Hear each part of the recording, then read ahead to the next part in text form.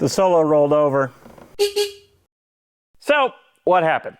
Well, because I have two Solos, I took this one up to live at a friend's shop for a while so it could get more use, because two people will use two cars a lot more than one person can. And the weekend that I took it up there, he had a small gathering, 5 or 6 people or so, and I encouraged all of them to take the Solo out for a spin around the town, because it's a lot of fun and everyone should drive it. And one of those people on his joyride around town, I don't want to say his name, so I'll call him Dan, rolled it over. What happened was Dan was approaching a normal 4-way intersection. He started to make a left turn, and that was it. He made a left turn and rolled it over. Now, Dan claims, and for what it's worth, I fully believe him, that he wasn't driving insanely quick. He was driving at normal car speeds. Of course, the problem is, this isn't a normal car. These Solos have about the same track width as the Polskie Fiat, another vehicle not especially known for stability. And of course, it's a tripod. It's the more stable Delta tripod configuration, but obviously a 3-wheeled vehicle is less stable than a 4-wheeled vehicle. I mean, can you imagine someone claiming that a 3-wheeled vehicle is in any way more stable than a 4-wheeled vehicle? That'd be a stupid thing to say.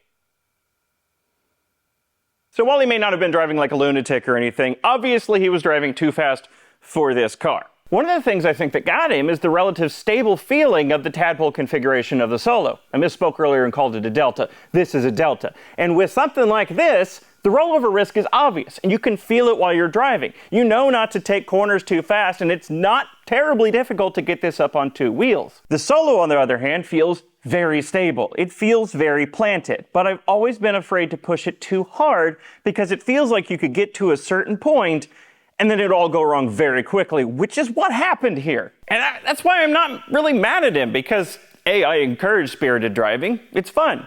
But also, I feel like this very easily could have happened to me driving it. Also, I should mention, Dan is fine. Despite rolling it all the way over and landing on the roof, his only injury from the accident was a nice gash on his forehead. He did have to get some stitches and he bled all over it, but considering this is a 3-wheeled vehicle that doesn't have to comply with basically any of the safety regulations of a regular car and it doesn't have airbags or anything like that, I'd say he did all right. Also, there were no other cars involved in the accident, so that was good too. The two things that I know for sure about the accident is that he made a left turn from this lane and then rolled it, and also that he landed on the roof. He said he landed on the roof, unbuckled his seatbelt, crashed down to the ceiling, and then he got out and pushed the car onto its side in accident confusion. So given those two things, the anatomy of the accident that makes sense is he made a left turn, roll, land on roof, get out, push the car over. The problem is, the car wasn't here, it was on the other side of this curb into the turning lane, and it was facing the other direction. So what happened between here and here isn't entirely clear, and the only 2 bits of information I have to piece together the accident is the white marks on the pavement from one photo I took and the damage on the car. Not that the anatomy of the accident really matters, I'm just curious. And if you're wondering, no, there's not going to be any insurance coverage for this car. I'm all on my own here. The insurance company refused to cover damage and loss protection on it, and even if they did offer it, I probably wouldn't have got it anyway. I paid $5,000 for this car. It could have been a lot worse. This video is brought to you by Factor. There's a whole microwave and EcoFlow back here. I mean, look at this, it fits perfectly. It's like it was meant to be. Factor is ready-to-heat meals delivered straight to your door. Factor meals are delivered straight to your door in a chilled box, and preparing a Factor meal is as easy as picking your meal, in my case, jalapeno cheddar lime chicken, sliding off the cardboard cover, stabbing it twice to vent it, and then popping it in the microwave in the trunk of your Solo for 2 minutes. My meal's ready.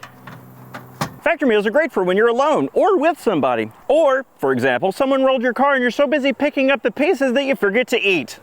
You know, that common thing that happens to everyone. But still, the best part about Factor meals is that they're so darn good. And you have options. I usually go for the chef's choice variety of meals, but you have other options like keto, calorie smart, and vegan. I love Factor and I recommend it to every human I know. Sorry, dogs. If you want to try Factor for yourself, and I recommend you do, go to Factor75.com and use code AgingWheels50 at checkout for 50% off your first box and 20% off your next month of boxes. Again, that's Factor75.com and use code AgingWheels50 at checkout for 50% off your first box and 20% off your next month of boxes. And thanks again to Factor for sponsoring this video. The upsetting thing about this being destroyed isn't the financial loss, it's that, well, A, I really like these cars, they're a lot of fun, but also, there are not many of these left, and now there's one less. As a reminder, my 2 Solos are first generation G1 Solos, and I don't know how many of them were ever built, but The red Solo that I have is a 2019, which is the last year that they built G1 Solos. And it's only number 50, so they couldn't have built many more than that. And this is number 38. Then there were the G3 Solos, which were subject to the now infamous buyback recall. They sold a little under 500 of those, and then had a buyback recall, bought back as many of them as they possibly could to have them all crushed. So there's not many of those left either. As a reminder, G1 and G3 Solos are almost completely different vehicles. They share no components. All the components are completely different. The interiors are completely different. Most, if not all, of the body panels are different. And I even reached out to one of the founders of Electromechanica, Jerry Kroll, to ask him, do G1 and G3 Solos even share a windshield? To which he said no. They're very different vehicles. I'm saying that, and I'm trying to make this clear because I had probably 100 people send me that photo of Solos piled up in that scrapyard in Arizona before they were crushed. Those were all G3 Solos. They don't share any parts with this. None of those parts would have helped me out. Besides, they were already stripped of their main components anyway. I don't mean to sound upset about it. If you're one of the people that sent me that article of all the Solos piled up in the scrapyard, I appreciate the thought. It's just that they don't share parts with this one. And yes, Grind Hard Plumbing Solo is also a G3 Solo. So, what's the damage? Well, first of all, functionally, this thing appears to have been completely unaffected by the accident. Obviously, functionally includes the windshield and the mirrors, which are ruined, but everything else works. I even drove it away from the scene of the accident. In fact, it drove so normally that I even asked a cop, hey, can I just drive it back to his shop? It was only like a mile away, and obviously he said no to that, so I had to faff about with the trailer, but it works, is the point. But cosmetically, yeah, it's pretty well ruined. Every single body panel was damaged from the accident. The hatch and the front fascia were barely touched, but they were still touched by the accident. Fender hood. When this thing was on its roof and spun around on the road, these 3 points also made contact with the road and kind of got sanded off. This fender made significant contact with the road, even got broken here and somehow over here. I don't really understand that bit. And this wheel got significant road rash. This was the first side to make contact with the road, I believe. This fender is actually barely touched at all, except for this top bit here where it's sanded on the road.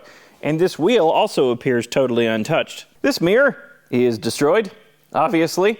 These mirrors are from a Chevy Cruze, so they're actually replaceable parts. Right side door, mostly untouched on the front, but it got road rash on the back, and the door handle rubbed on the road too. The door on this side is less damaged, but it still has damage at the back, and this mirror also made contact with the road. Even though it looks less broken, it really kind of isn't. This body panel on the back is one wraparound piece for both sides, and it got significant damage. Road rash on both sides. It's a little bit worse over here. What I don't understand is this damage back here. This is the only part of the car that I don't understand how this got damaged. But there it is. The hatch is the one part of the car that looks almost completely undamaged with the exception of a little bit of scratching right here. That's all the damage that this part took. The front fascia is almost entirely undamaged as well, except for the very corner right here. Now for the real damage, starting with this panel, which I believe is glued to the structure of the car. It's not an easily removable body panel. Significant damage right here. Somehow significant damage in the form of a crack right back here. And on the other side, it took quite a beating as well. I lied earlier when I said this door didn't take much damage. It took a lot of damage in the top part here. Piece of it is actually missing. It's broken right here, and the rest of it's in the trunk.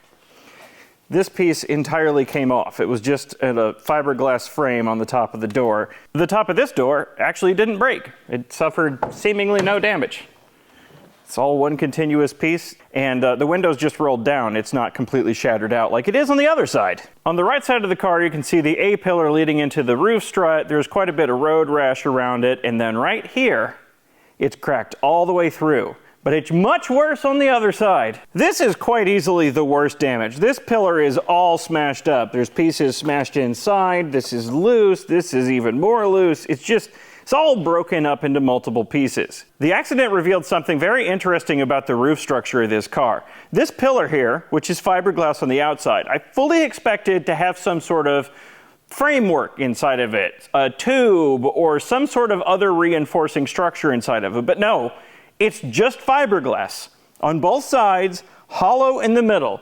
Just fiberglass in 2 pieces, glued with a glue bond here. Now there is a roll bar in the back of this car, so that's the main anti-roll support, but it did nothing in this accident because when it was on its roof, it didn't pivot here. That's not where the center of gravity is. It pivoted right here, right at the top of the windshield. That's where the center of gravity is when this thing is on its roof. And on the other side of this pivot point is the sticker that warns you, hey, this may not be as stable as the cars you're used to driving. And obviously the windshield is completely screwed up, and you can see the damage on the roof there, and you can even see the markings from when it spun around on its roof. Oh, that's also real screwed up. This back skirt piece was held in by riv nuts into the body, and on both sides, those riv nuts pulled all the way out on all of the screws holding it in. Nice Deutsch connector. One connector though. They made that easy. More has been revealed, but first, I found another place on the car where it says number 38. This is definitively car number 38. Here you can see some of the aluminum honeycomb composite structure of the Solo, and here is another impact point. It's quite badly dented in right here, and it hit right on the wiring loom going to the taillights. I'm surprised none of these wires broke. Also, my suspicions were confirmed. This whole piece, as well as the roof and everything, is glued to the main structure of the car. Another bit of damage that has revealed itself is this whole piece right here that was hidden underneath that skirt. I mean, I could tell it was dented in from the bottom panel here.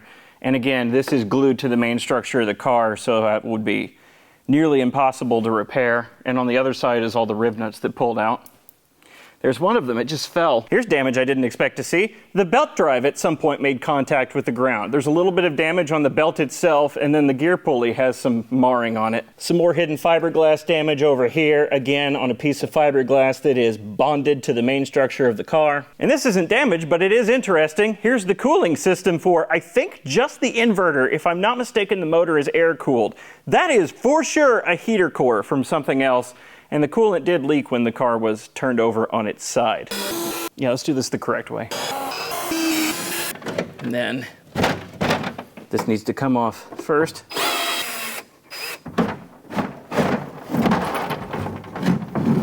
That can all come out. While we're in here, you can see the steering shaft, which comes straight up and makes a nearly 90-degree turn to make its way into the steering column. And this lovely bright blue 3D printed spacer piece. Now I can take this off.